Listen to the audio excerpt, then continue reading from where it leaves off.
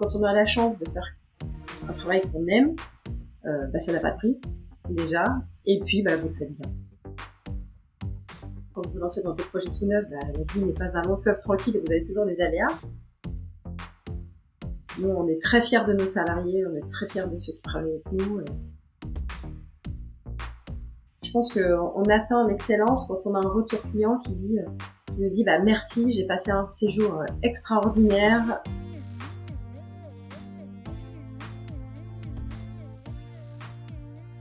Chers insiders, j'ai envie de vous parler d'une conférence qui arrive bientôt. Du 7 au 9 octobre 2021 aura lieu Excellence by Vendôme, un salon international pour le recrutement des métiers du luxe. De prestigieux intervenants sont programmés et les échanges promettent d'être très enrichissants. L'événement est 100% en ligne. Pour vous y inscrire, rendez-vous dans les notes de l'épisode ou sur la page LinkedIn de Vendôme. Je suis Maxime Blot, artisan hôtelier, et vous êtes sur Hospitality Insiders. Du Paris Saint-Germain à l'hôtellerie de luxe. De grands groupes internationaux à une collection d'hôtels de famille. Sans elles, les talents ne pourraient s'exprimer au sein de leur maison. Sans elles, l'humain n'aurait pas cette place centrale. Vous l'aurez deviné, notre invitée du jour est directrice des ressources humaines. Bonjour, Vanessa Sinancevic. Bonjour Maxime. Je suis ravi de t'avoir aujourd'hui sur Hospitality Insiders. Je faisais allusion à l'instant à des hôtels de famille. Est-ce que tu pourrais commencer par nous raconter cette histoire de maison pariente, puisque c'est leur nom, en tout cas ça se prononce comme ça? Maison pariente. Ouais, Maison on dit ça pariente. comme ça. Certains mettent un petit accent, mais en disant maison pariente, ça fonctionne très bien. Tout d'abord, merci pour cette introduction plus que flatteuse. Mais en fait, c'est sans toute une équipe que tout fonctionne. J'en parlerai un tout petit peu plus tard. Et concernant Maison Pariante, oui, c'est une société qui est encore assez jeune, puisqu'on opère là en ce moment pour notre 3e saison estivale. Voilà, on a une collection de 3 hôtels ouverts actuellement, un à Saint-Tropez, un à Crillon-le-Brave, et un autre à Méribel, donc pour la saison hiver. Et puis nous sommes en train de construire notre futur hôtel parisien. Waouh! Ouais, ça c'est une très très belle aventure. Cet hôtel qui ouvrira le second semestre 2022 et qui se situe dans le Marais. Je peux d'ores et déjà dire qu'il se situe, puisqu'il est en construction depuis plusieurs mois et que on voit les choses avancer petit à petit. Et c'est vrai que c'est très très excitant. Ah, superbe. Toujours Voilà. une belle aventure qu'une Oui, préouverture d'hôtel. une très belle aventure. Que des hôtels de 5 étoiles, des hôtels de luxe, des hôtels pensés comme des maisons dans lesquelles on se sent bien, dans lesquelles on se sent à l'aise. On est toujours dans un état d'esprit chic mais décontracté, où l'attention et le service client sont quand même la priorité au quotidien. Oui, et j'ai l'impression que ce sont des petites structures en termes de chambres à chaque fois. Oui, à chaque fois de petites structures. Par exemple, sur Le Coucou à Méribel, on a 55 chambres. D'accord, oui. Voilà, auquel on ajoute 2 beaux chalets de 500 mètres carrés chacun. On a quand même de beaux produits. Loupiné, on a 34 chambres. D'accord. Et Loupiné, puis, c'est Saint-Tropez, du coup. Loupiné, ouais, c'est Saint-Tropez, 34 chambres. On a un partenariat avec Beef Bar pour la restauration, donc un concept qui est assez jeune, assez branché, assez novateur. Et puis on a aussi Crillon-le-Brave, à Crillon-le-Brave. Donc l'hôtel porte le nom du village. C'est ce qu'on appelle un village hôtel. En fait, ce sont les anciennes maisons des notables qui constituent cet hôtel. Et là, nous avons également 34 chambres. Voilà, donc on a vraiment de très très beaux produits. Et même s'ils ont un dénominateur commun qui sont les valeurs de Maison Pariante, ils sont tous différents. C'est-à-dire que chaque fois que vous allez dans un de nos hôtels, dans une de nos maisons, vous allez vivre une expérience différente. Parce que Saint-Tropez n'est pas Crillon-le-Brave, puisque Méribel n'est ni Saint-Tropez ni Crillon-le-Brave. Et donc à chaque fois, on a quand même une attache, on est assez ancré sur les valeurs de la région, donc on est toujours locaux, et en même temps, on garde aussi la petite patte Maison Pariante, la petite touche Maison Pariante, qui fait que bah, c'est qu'on est chez nous, quoi. Et comment est-ce que le groupe s'est créé? Puisque tu dis ça fait seulement 3 ans que ça existe, c'est une famille française? Quelles sont, les origines? Alors, c'est une famille, française. En fait, Patrick Pariante, le fondateur de Maison Pariante et l'ancien fondateur de Naf Naf et Chevignon, D'accord. voilà. En fait, il a vendu ses marques en 2007 au groupe Liberté. Mmh. Et puis, au gré de rencontres, il s'est lancé dans l'aventure hôtelière avec Xavier Niel en construisant l'Apogée, donc qui est un palace à Courchevel. Oui. Cet hôtel-là a été confié au groupe Hotcœur, puisqu'à l'époque, Patrick Parent n'avait pas de structure en fait pour gérer et pour opérer ces hôtels. Et il s'est dit, c'est quand même une aventure extraordinaire, l'hôtellerie, c'est quand même passionnant. Et il a décidé de fonder le groupe Maison Pariante avec ses deux filles. Mmh. Donc Leslie Kwana, qui est présidente, et Kimberly Cohen, qui est la directrice artistique. D'accord. Donc les deux ayant les compétences complètement adaptées finalement au lancement de ce type de projet. Oui. Et voilà comment est née Maison Pariante. C'est en effet une vraie histoire familiale alors. Ah, c'est une vraie histoire familiale, c'est une belle histoire familiale. Moi, je travaille avec eux depuis un tout petit peu plus d'1 an et je dois avouer que je suis ravie Mmh. parce que voilà, ils ont une capacité à voir les choses, une capacité aussi à écouter, à revoir les choses s'il faut les adapter. Enfin voilà, franchement, travailler avec des propriétaires comme ça, je dois avouer que c'est très très plaisant. Bon, ça va donner, envie un petit peu de monde de venir alors rejoindre, le groupe après l'interview, j'espère. Ah non, mais ils vont tous se bousculer et C'est nous, ça. on va devoir choisir. Et alors justement, hem, quel est ton rôle au sein de ce groupe? Je te présentais en tant que DRH, mais un peu, si tu peux nous raconter aussi qui tu es et quel est ton parcours? Comment est-ce que tu es arrivé, jusqu'à Maison Parienne? C'est intéressant de comprendre, le cheminement jusque-là. Oui, alors moi, je suis arrivée complètement par hasard en fait chez Maison Pariante. J'ai vu une annonce en fait sur laquelle les compétences personnelles, les soft skills comme on les appelle dans notre Oui. jargon, étaient plus mises en avant que les aptitudes ou les compétences, on va dire techniques, qui pouvaient être recherchées pour le poste. Donc l'annonce était du type, si je me souviens à peu près dans les grandes lignes, nous recherchons un DRH groupe. Vous êtes dynamique, investi, passionné. Enfin voilà, c'était vraiment des mots forts. Rejoignez-nous. Mais on parlait pas vraiment du contenu du poste. Mmh. Et je me suis dit, ah tiens, c'est assez atypique comme type d'annonce. Euh, j'ai vu que c'était dans le secteur de l'hôtellerie, un secteur qui m'intéressait depuis bien bien longtemps. D'accord. Mais je dois avouer que j'avais déjà postulé à certains postes à l'époque dans le secteur de l'hôtellerie et que n'ayant aucune expérience dans le secteur, je pense que ma candidature était systématiquement évacuée. Mmh. Et là, en fait, le cabinet de recrutement me contacte le lendemain, en fait, après que j'ai postulé, et on discute du poste, voilà, des attentes, des enjeux, du fait que c'était un jeune groupe en plein développement, avec des ambitions encore pour grandir un peu plus, qu'il y avait des choses à mettre en place, à structurer, parce qu'évidemment, quand vous êtes un jeune groupe, il y a encore plein de choses à faire, le champ des possibles est immense. Oui. Et puis, j'ai suivi tout le process de recrutement et ce qui est assez marrant, c'est que j'ai suivi tout le process de recrutement pendant le confinement. D'accord. Voilà. Donc tout était en visio, tout était à distance. Oui. Et le dernier entretien, je suis allée voir directement Leslie, Kimberley, Patrick et Guiberto, euh, qui est le DG groupe. Ouais, lui, c'est lui qui dirige le groupe, donc les 3 hôtels et futurement enfin et Ouais, dans le futur le 4e. exactement. Et qui vient du Shangri-La. D'accord. Et, et puis bah voilà, et puis ça s'est fait et on s'est dit bah deal en fait, on veut travailler ensemble.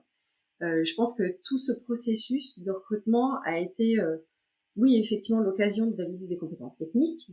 Voilà, parce que je viens quand même pour postuler pour un certain poste. Et je te dirai un peu plus tard exactement en quoi ça consiste. Mmh.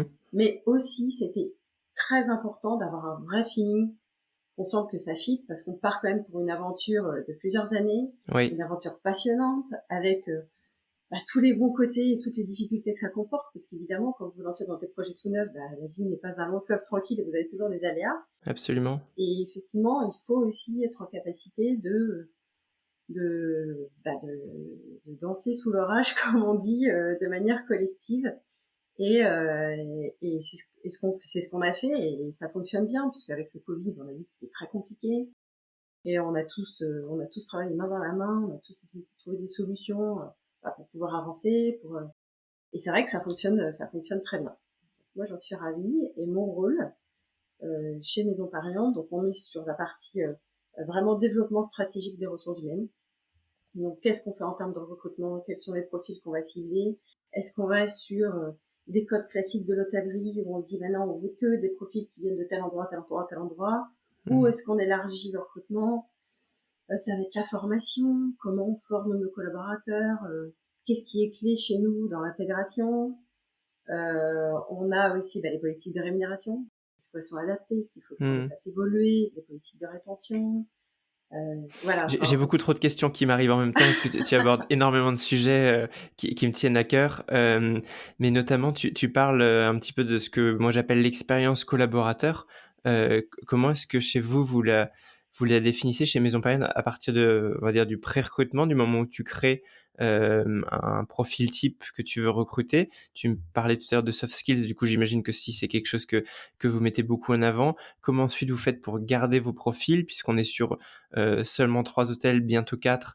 J'imagine qu'en 3 ans, il y a déjà des gens qui ont envie de bouger. Comment est-ce qu'on fait pour répondre à leurs attentes? En termes de politique salariale, on est dans un métier très compliqué qui est, on va pas se le cacher, assez mal payé. Comment est-ce que vous vous positionnez? Parce que des ouvertures d'hôtels, des saisons comme ça, comme on peut avoir à Méribel, à Saint-Tropez, c'est extrêmement engageant physiquement et émotionnellement. Voilà, je te pose tout plein de questions comme ça et tu y réponds dans l'ordre que tu veux.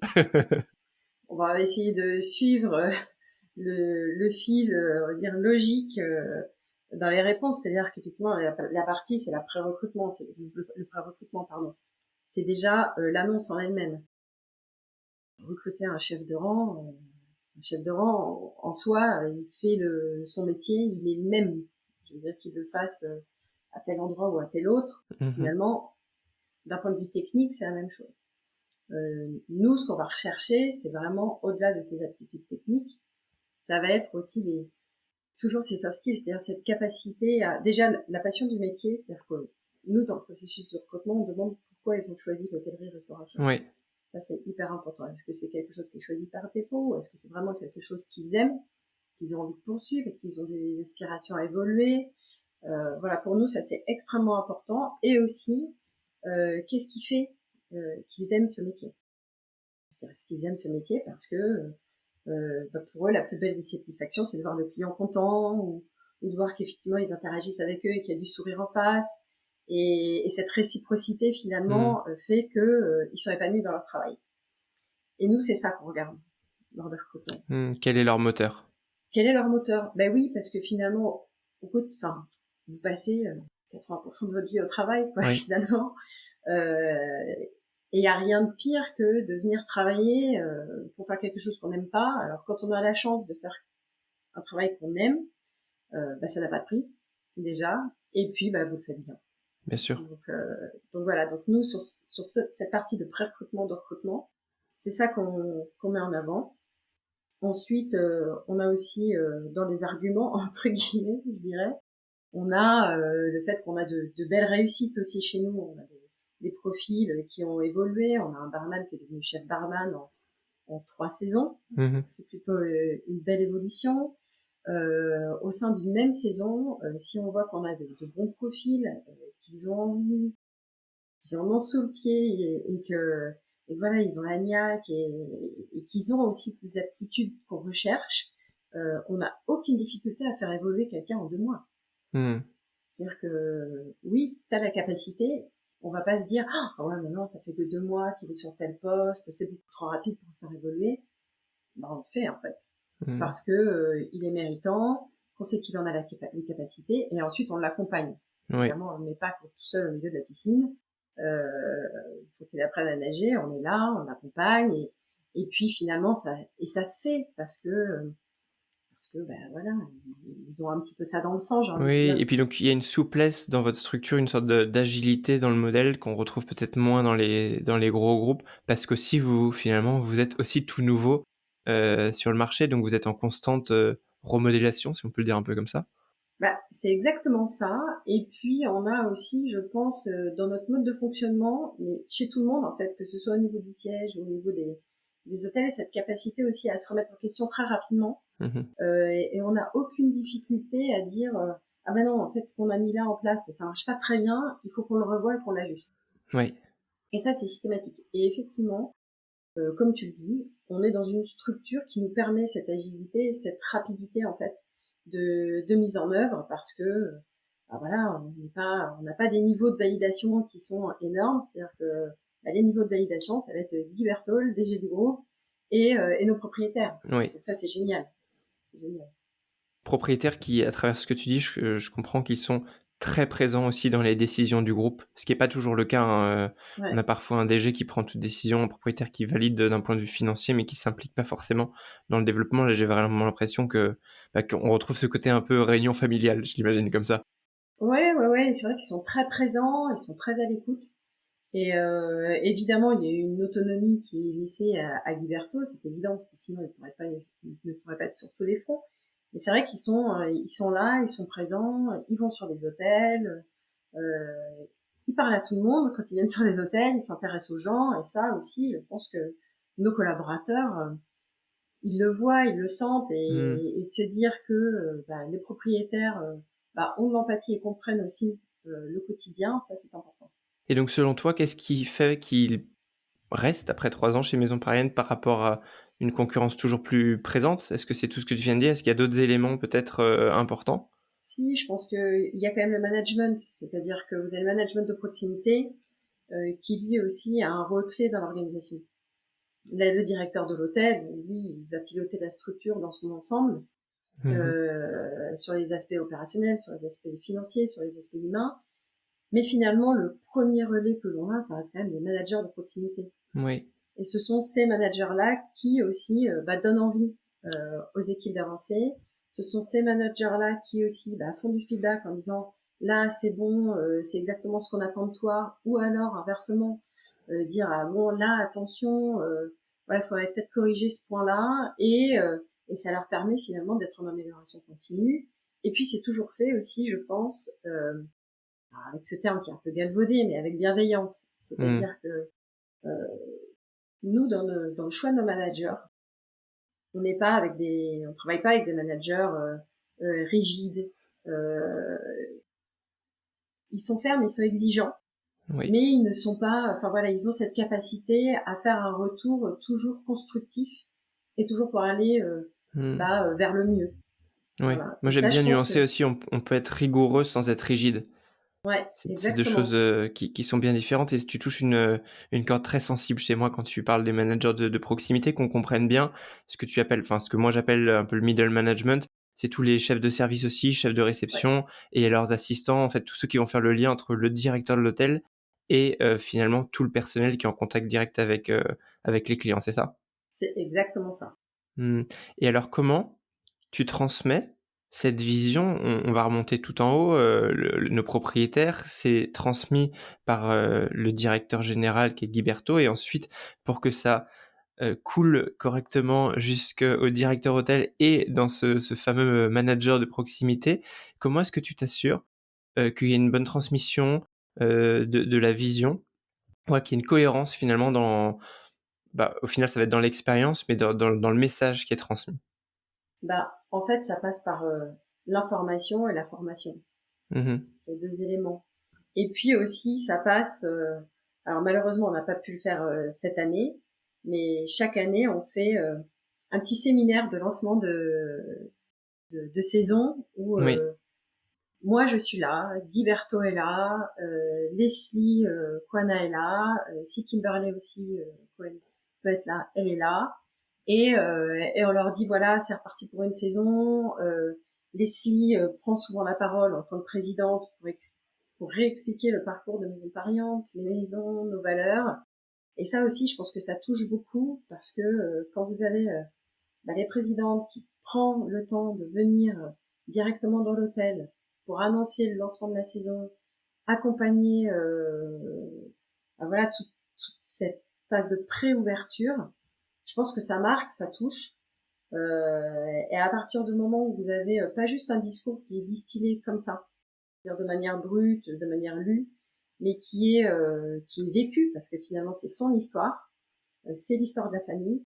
Et bien ça, tout de suite, je pense que ça touche, ça marque, et ça a beaucoup plus d'effet finalement qu'un simple PowerPoint où on dit bah tiens voilà c'est ça, les valeurs de Maison Parisien c'est ça. Voilà, donc c'est aussi raconter une histoire, une espèce de storytelling aussi, Bien sûr, qui fait que complètement. bah voilà ça a beaucoup plus d'impact. Ouais, ouais.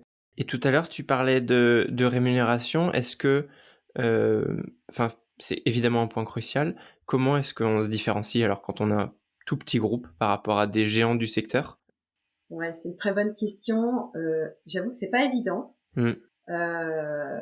Alors nous, on s'appuie quand même sur certains benchmarks. Donc Ouais. ça aide. Après, on sait qu'on est dans les niveaux du marché en termes de rémunération, en tout cas sur les salaires de base. On n'est pas, alors on va pas dire on va vous payer 2 fois plus que chez nos confrères. Non, ça Mmh. ce serait mentir. En revanche, on a mis en place cette année, par exemple, un système d'incentive qui permet aussi voilà, de challenger les équipes, de leur dire, bah, écoutez, plus vous êtes performant, bah, plus vous pouvez gagner, c'est un peu le principe. Oui. Et aussi, euh, bah, je le vois, on l'a fait sur les 2 dernières saisons, puisqu'on a eu des saisons difficiles, hein, avec le Covid, les activités qui reprennent sur des périodes très très courtes. C'est-à-dire qu'on a Mmh. des saisons qui sont très denses, hein, qui sont vraiment assez intense et on n'hésite pas à verser des primes exceptionnelles pour les remercier en disant vous avez fait un travail exceptionnel, voilà, et on vous verse une prime exceptionnelle pour vous remercier de votre investissement. Donc on a aussi cette capacité à activer des leviers très rapidement pour finalement bah, reconnaître aussi les salariés et leur travail. Donc ça c'est sur la partie rémunération, mais il y a aussi au quotidien, je pense, le fait de dire ah, bravo, ça a été une journée hyper difficile, mais vous avez assuré. La reconnaissance, Et du ouais, parce que travail la effectué. reconnaissance, elle n'est pas que financière. Hein. Verser une prime, ça va pas vous enlever la fatigue. Hein.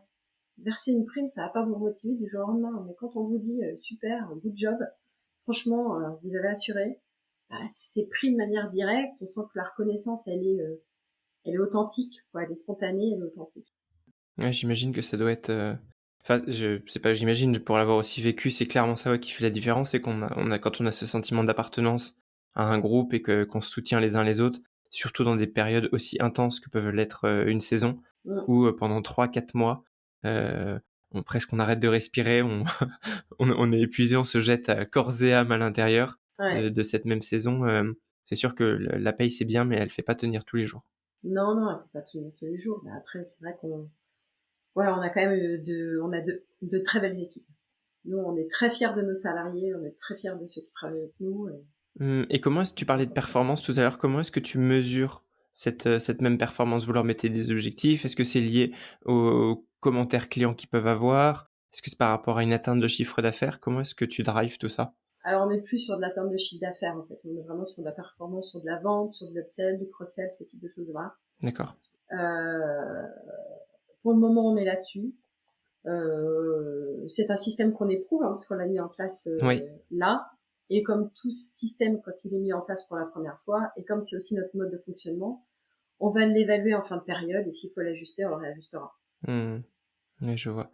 Et et alors, dans cette même logique et parce qu'on est sur un podcast, tu le sais, d'excellence de service, Mhm. qu'est-ce que, selon toi, qu'est-ce que l'excellence de service? Comment est-ce que vous la transmettez, chez Maison Parisienne? Comment est-ce que vous l'incarnez, cette excellence de service? Et comment est-ce que ton département des ressources humaines peut, avoir de l'influence, dans tout ça? Bah, l'excellence, déjà, elle va partir. Bon, déjà, c'est quoi notre objectif? C'est quoi l'excellence? L'excellence, en fonction des entreprises, ne va pas être la même. Les attentes ne vont pas Bien être les sûr. mêmes. Évidemment que quand vous êtes dans un hôtel 5 étoiles, l'excellence, ça va aller sur la qualité du service, l'attention qui est portée au client, l'authenticité aussi de l'intention, c'est hyper important, et sur la qualité de l'interaction. Et finalement, je pense qu'on atteint l'excellence quand on a un retour client qui nous dit bah merci, j'ai passé un séjour extraordinaire, j'ai j'ai adoré les moments que j'ai vécus. Et alors là, le Graal, c'est quand vous avez merci Intel de m'avoir accompagné, de m'avoir servi, d'avoir répondu à une attente particulière. Là, j'ai envie de dire qu'on a atteint l'excellence. Voilà, c'est D'accord. un peu notre objectif. C'est toujours voilà que au-delà de la satisfaction client, c'est que notre client ait ressenti une émotion en venant chez nous. Mmh. Euh, oui, par le lieu, parce qu'on a de beaux lieux, c'est vrai, mais de beaux hôtels, il y en a un peu partout, j'ai envie de dire, dans le Bien monde. sûr.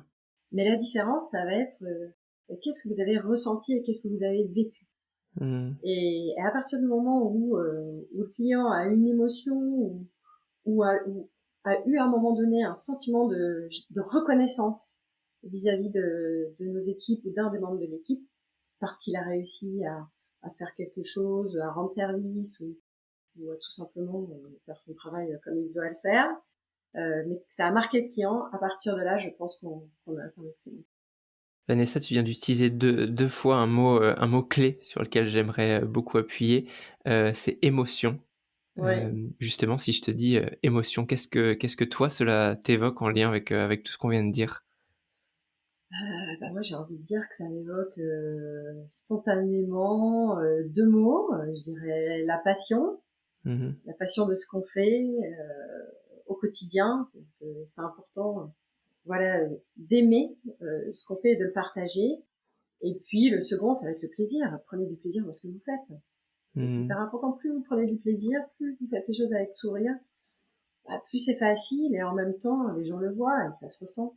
Bien sûr. Oui, ça transpire énormément, mais hem je trouve ça très intéressant la façon dont tu le racontes toi, à la fois du côté ressources humaines et en même temps, on sent que tu es très proche des équipes et de ce qu'elles peuvent vivre au quotidien et finalement de l'expérience client et c'est complètement en adéquation avec ce que tu racontais depuis le début où, il y a ce mouvement, cette réflexion, familiale et qui emmène tout le monde dans le bateau et on a vraiment cette impression que tout le monde, rame à la même vitesse avec, chacun son différent rôle, mais qu'il y a cette vision dont tu participes à la transmission et c'est extrêmement important, je pense, dans un groupe.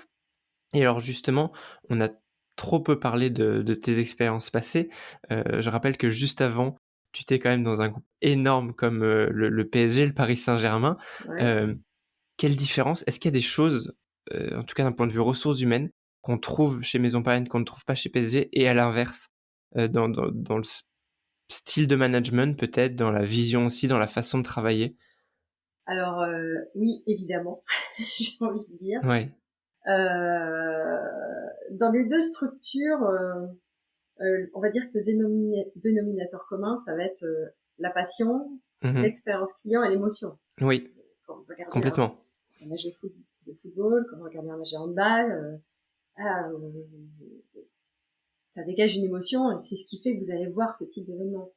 Nous, dans les hôtels, bah, on va toujours à la même chose, c'est l'émotion, c'est qu'est-ce que vous allez y vivre, quels sont les moments que vous allez partager en famille avec des amis. Ça, on va dire qu'on trouve les mêmes choses à ce niveau-là. Après, en termes de structure, c'est différent parce que Paris Saint-Germain, voilà, l'actionnaire c'est QSI, donc on est sur une autre dimension en termes de structure, Oui. alors que chez Maison Pariante, il y a une proximité directe avec les propriétaires. Donc, tout est beaucoup plus rapide, tout est plus fluide. Euh, et puis on est encore, je dirais, à une taille, on va dire, raisonnable, encore chez Maison Pariante, mais on n'a Mmh. pas fini de se développer. Et moi, je suis arrivée au Paris Saint-Germain un an après l'arrivée de QSI. Et pendant 5 ans, en fait, j'ai accompagné tout le développement du groupe sur les différents aspects, donc que ce soit sur des créations de bureaux à l'étranger, la création d'une section judo, par exemple, et aussi la création de nouveaux services tels que le service digital et le fait d'augmenter les effectifs, de recruter de nouveaux talents, ce type de choses.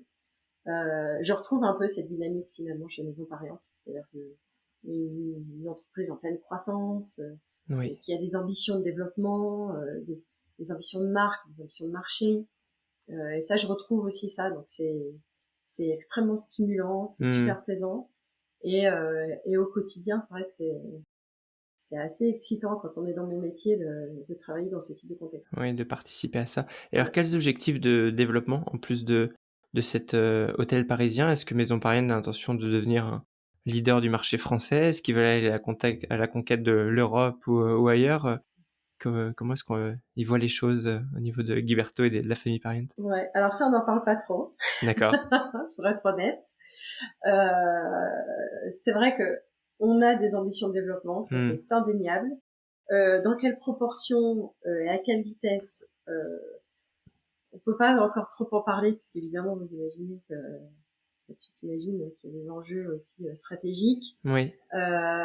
J'ai plutôt envie de dire que dans un premier temps, notre ambition d'ici 1 an, c'est vraiment d'ouvrir notre hôtel dans le Marais. De l'ouvrir bien avec les équipes qui nous correspondent, parce que je veux dire, il n'y a pas de bon et il n'y a pas de mauvais profil, il y a le profil qui vous correspond au sein de votre structure, au sein de vos valeurs.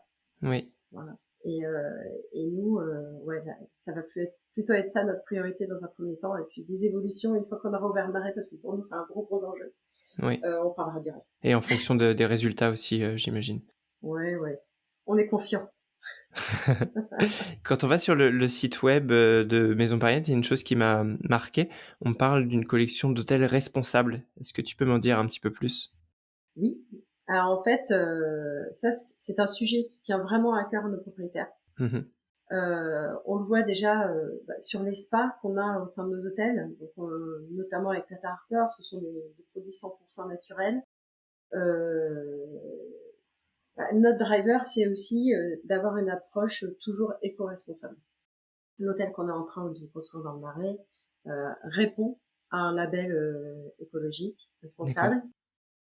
Tous les produits qu'on utilise le seront aussi. Par exemple, sur nos hôtels à Crillon et à Pinet, on a réduit de 80% l'utilisation de produits d'entretien en utilisant un système qui se fait par vapeur et qui évite en fait d'utiliser ce type de produit. Donc on essaie vraiment au maximum d'éviter les produits chimiques. Donc c'est quand même pas neutre, moins 80%. Oui. Et au quotidien, oui, après, je pense qu'on a encore mille et une choses à faire. On est en train de réfléchir à utiliser des contenants avec de plus grosses capacités pour éviter d'être sur des tout petits contenants et qui produisent du déchet aussi et qui polluent. Donc voilà, on est vraiment sur ces actions. Et puis d'autres petites choses qu'on verra dans le Marais, mais dont je ne peux pas parler. D'accord, que tu peux pas encore trop teaser. Et j'ai vu que vous aviez un partenariat avec Unisop aussi, c'est ça? Oui, exactement, ouais. J'avais fait un article sur eux l'année dernière, c'est intéressant ce qu'ils font sur le recyclage Voilà. des savons. Je pense que c'est essentiel de se positionner sur le développement durable, même en pré-construction, comme là vous avez l'air de le faire sur le Marais, mais d'avoir déjà cette logique développement durable et RSE bien en amont du projet, ça permet j'imagine, de prendre certaines décisions et certains virages. Ouais, c'est pas toujours simple, faut l'avouer. Bien sûr. Mais ça répond vraiment à de vraies convictions, en tout cas. Bah, à partir du moment où ta direction, elle est déjà convaincue par ça, ça permet d'aller plus vite. La difficulté, c'est que c'est pas toujours le cas et que parfois on rame un peu dans des directions différentes à cause de ça. Et puis au-delà d'être convaincu, ils sont moteurs. C'est un vrai enjeu et ça répond vraiment à des valeurs personnelles, donc ça c'est bien. Et alors, tout à fait différemment, maintenant, si tu devais te positionner en tant que cliente, quel est, toi, Vanessa, ton meilleur souvenir d'expérience client? Pas forcément dans un hôtel d'ailleurs. Non. En fait, je vais pas parler d'une expérience client parce que ce serait peut-être injuste pour toutes les autres bonnes expériences que j'ai eues. Mais en tant que client, je pense que le dénominateur commun de chacune des expériences était l'individualisation de la relation. Je sais pas si on peut dire ça comme ça, mais le fait, voilà, d'avoir une proximité et d'avoir la volonté finalement d'avoir une relation un peu comme si on était unique, quoi. C'est-à-dire que c'est pas bonjour madame, c'est en fonction du lieu. Bonjour Vanessa, bonjour madame Silencévic, voilà le choix. Mais ça d'avoir voilà cette proximité qui se crée, où on a l'impression de se connaître depuis très longtemps, alors qu'en fait on se connaît que depuis 5 minutes. Et ça, je trouve qu'il n'y a rien de plus confortable. Mmh.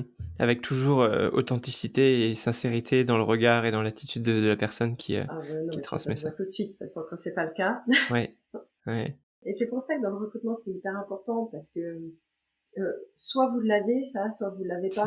C'est ce que j'allais dire et là on revient sur, les fameuses soft skills. C'est Ouais. que tu peux leur expliquer en effet, toute la technicité du métier, mais tu pourras jamais leur apprendre comment dans le regard avoir, l'authenticité de ce qu'ils font et la sincérité dans le sourire. Ben non, ça s'apprend pas, ça. C'est en soi. Enfin, moi, je pense que c'est quelque chose qu'on a en nous. Absolument, ça fait c'est toujours, plaisant à entendre et je suis content qu'aussi d'un positionnement RH, ce soit quelque chose qui soit recherché parce que c'est valorisant pour les personnes qui ont ça aussi en elles. Je trouve que c'est Mm, des vraies qualités, heu, qui sont quand même assez uniques. Finalement, tout le monde ne les a pas, et tout le monde ne peut pas les obtenir ou les développer. Donc je trouve ça, vraiment plaisant de se dire que c'est ce que vous recherchez et c'est ce que vous voulez exploiter derrière et que c'est mm, aussi ça qui finalement, fait, la spécificité d'une maison, familiale comme Maison Pariente. tout à fait. Je vais pas dire le contraire. Et alors, pour continuer de parler de toi et on va faire un voyage arrière cette fois-ci. Ah, Si tu pouvais, revenir dans le passé, ouais. qu'est-ce que tu ferais différemment? Ah, j'ai pas vraiment pour habitude de regarder en arrière et de me dire D'accord. qu'est-ce que je ferais différemment. J'ai plutôt pour habitude de me dire ah comment j'ai fait les choses et comment je peux les utiliser pour faire mieux demain. Oui, c'est une bonne manière, très positive de voir les choses. Voilà, de toute façon, ce qui est fait est fait. On Mmh. peut pas le gommer. C'est comme quand quelqu'un de mon équipe vient me voir en me disant «Oh, c'est la catastrophe, il s'est passé ci, il s'est passé ça, il faut qu'on change. Enfin, faut qu'est-ce qu'on fait?» Et je dis bah de toute façon, ça sert à rien de paniquer. Ouais. C'est fait. Donc maintenant, on va se poser, on va garder la tête froide, puis on va essayer de trouver des solutions. Et puis Mmh. C'est très voilà. pragmatique ça. Ah J'aime oui, beaucoup.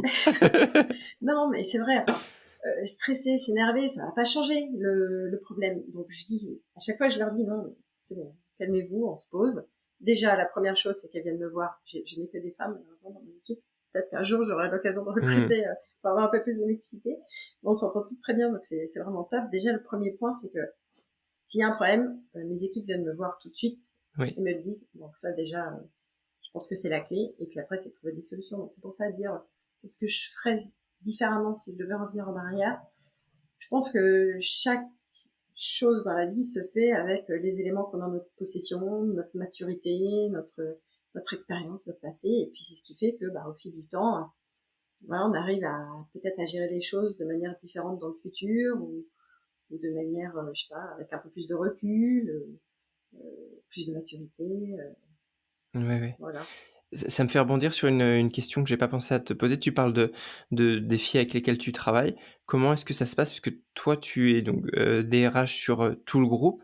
Mm. Tu les vois physiquement? Vous êtes en visio? Est-ce que tu as une RH dans chaque hôtel? Comment est-ce que tu gères la partie, pure ressources humaines? Ouais. Alors moi j'ai une RH effectivement dans chaque hôtel. On a des points réguliers et après comme elles sont à distance, c'est vrai que c'est pas toujours évident. Le visio, on le fait pas parce que c'est un peu lourd et que t'imagines bien que les RH dans les hôtels ils sont toujours un petit peu partout, à Oui. gauche, à droite, sur le terrain. Après moi je vais en pré-saison et en fin de saison toujours dans les hôtels pour faire un point avec elles, regarder ce qui s'est passé, qu'est-ce qui va moins bien, qu'est-ce qu'on doit améliorer. Et après, ouais, je pense qu'en fait c'est très instinctif, c'est-à-dire que quand il y a besoin à un moment donné, bah, on échange, on se pose 5 minutes ou 15 minutes ou 30 minutes en fonction des Mmh. besoins. Et puis on apporte le support qu'il faut. S'il y a des questionnements, on essaie de répondre voilà, aux questions du moment. Et on essaie, en fait, c'est vrai que dans les saisons, c'est quand même très très condensé. Oui. Ça va vite, ça va très très vite. C'est-à-dire que je pense qu'une saison, ça équivaut peut-être à 3 ans de vie dans un hôtel Mmh. normal. Je suis d'accord. Et donc la notion du temps est assez relative et en fait elle est très très rapide. Oui, complètement. Beaucoup plus, théorique cette fois-ci. Est-ce qu'il y a un livre que tu aimerais, nous recommander? Un livre qui toi Ah, t'inspire? Il est pas obligé de parler de ressources humaines, hein. ah ben il parlera pas du tout de ressources humaines en fait. C'est un livre que j'aime beaucoup qui est L'équipe des jours de Boris Vian. D'accord. Voilà, j'ai d'ailleurs une édition limitée du manuscrit originel Ah, de Boris Vian, voilà. J'aime beaucoup ce livre parce que j'aime bien le côté un peu fou de l'écriture, oui. l'imagination débordante. Ah, je pense qu'on peut dire, ouais, que c'est plutôt Ouais. débordant. Et ben moi j'aime bien ça, de cette ouverture, cette capacité à voilà à rentrer dans l'imaginaire tel qu'il l'a. Ça me surprend. Moi je n'ai pas cette capacité, je Oui. n'ai pas cette compétence. Je dis pas que je suis pas créative, en tout cas pas à ce niveau-là, ça c'est sûr. Mhm. Et puis évidemment cette belle histoire en fond, quoi. Mhm. Je me demande si on pourrait transposer ce qu'il y a des choses qu'il y a dans ce livre à la direction des ressources humaines d'un groupe hôtelier au hasard, comme ça. Ah, il y a beaucoup d'humains finalement dans ce livre, donc Ouais. peut-être, hein, Mhm. peut-être.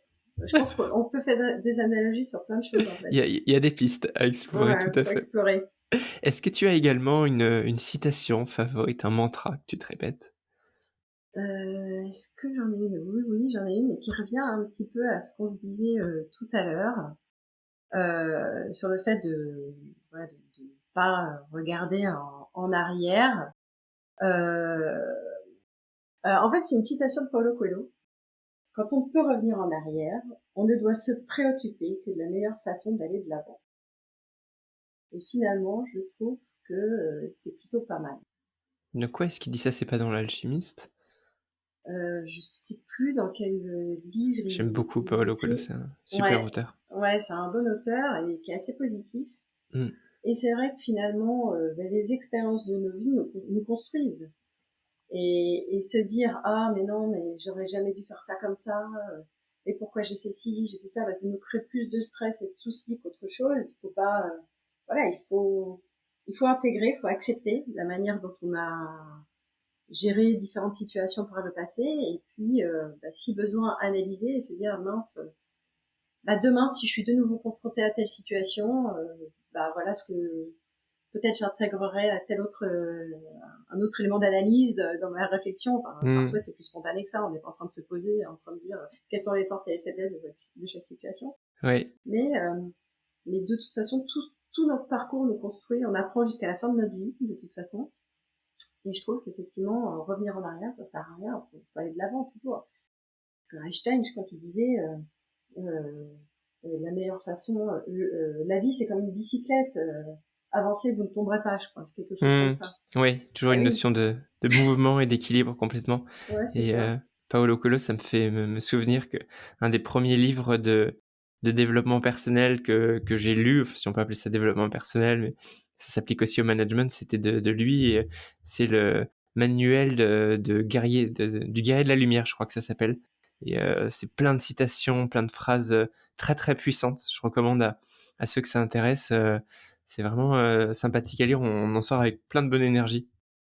Ouais, ouais, c'est vrai que, enfin voilà, ce sont des auteurs qui ont quand même des visions assez positives de la vie. Donc, Mmh. Complètement et pour faire le lien avec tout ce qu'on dit, quelqu'un qui arriverait à ce moment-là de l'épisode pourrait se dire: «Mais ça a rien à voir avec de l'excellence de service, avec du management», mais je trouve qu'au contraire, ça en a beaucoup parce qu'on s'inspire aussi de toutes ces théories, on s'inspire de cette créativité-là et c'est des choses ensuite qu'on peut transposer, dans nos métiers, dans la façon dont on le pratique. Donc c'est important, d'aller chercher des ressources aussi, loin de ce qu'on fait au quotidien. mm, mm. Et puis, ce qui fait que vous allez vivre en tant que client une expérience différente, c'est parce qu'en face de vous, vous avez une équipe qui a été créative et qui sort un peu des sentiers battus. Hein. Bien sûr. C'est ce qu'on dit toujours. Hein. On a un peu ce motto-là au bureau, c'est essayer de think out of the box. Ouais. Voilà. Mais c'est vraiment ça, c'est-à-dire que comment on peut faire les choses différemment. Le secteur de l'hôtellerie est par exemple assez codé. Moi, je l'ai découvert parce que je ne connaissais pas Oui. du tout. Et Assez codé, le mot est faible, hein. voilà. Et moi qui ne viens pas du tout de ce secteur, c'est vrai que voilà, certaines choses parfois me surprennent. Alors, Mmh, parfois, il faut les maintenir parce qu'elles sont bonnes et c'est très bien. Mais parfois, il faut aussi savoir les remettre en question et aborder les choses de manière un peu différente. mmh. Donc pensez hors de la boîte, pensez Boris Vian. Vanessa, pour sortir, enfin et aller dans cette voie-là, qui, à ton tour, est-ce que tu aimerais voir, invité après toi sur Hospitality Insiders pour venir nous parler d'excellence de service? Eh bien, je pense que quelqu'un comme Soisic Pebro, qui est la directrice des hospitalités des JO 2024, Oui, peut être quelqu'un de très intéressant. Donc, c'est quelqu'un que j'ai rencontré quand j'étais au Paris Saint-Germain, d'accord. qui était responsable du sponsoring, directrice du sponsoring, Mmh. qui est ensuite partie à la fédération de tennis pour ensuite rebondir au JO 2024, et elle a un bon parcours. Je trouve que par rapport à nos sujets qui sont l'excellence et de la relation client, l'hospitalité, et compte tenu des gros enjeux de JO qui arrivent, je pense que c'est quelqu'un qui peut être très intéressant. Bah, écoute, si tu souhaites lui partager l'épisode, je serais ravi de la recevoir, ici et d'échanger, avant les JO justement. Je pense que ça doit être, passionnant d'avoir, son opinion sur cet événement qui va bientôt se passer et j'aime bien donner le mot de la fin. Si tu avais un message à faire passer aux insiders qui sont, les auditeurs de ce podcast, quel serait-il? Bah, en fait, on va rester un petit peu dans le thème de nos discussions. C'est vivez les choses avec passion, prenez du plaisir et donnez-en, et la vie, voilà, sera un peu plus douce.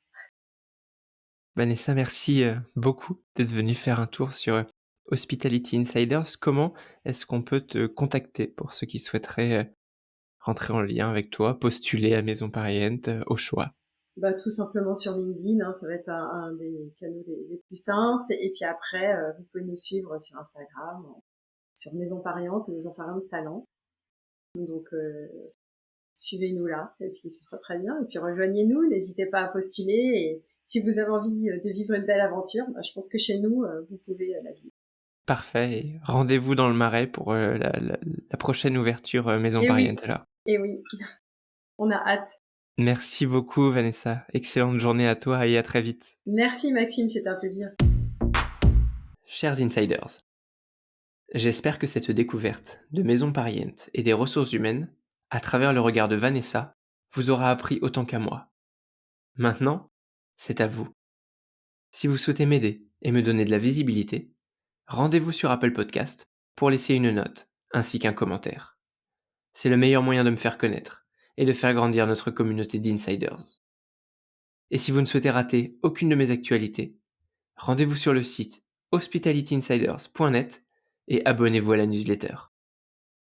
Je m'appelle Maxime Blo et je vous dis à bientôt.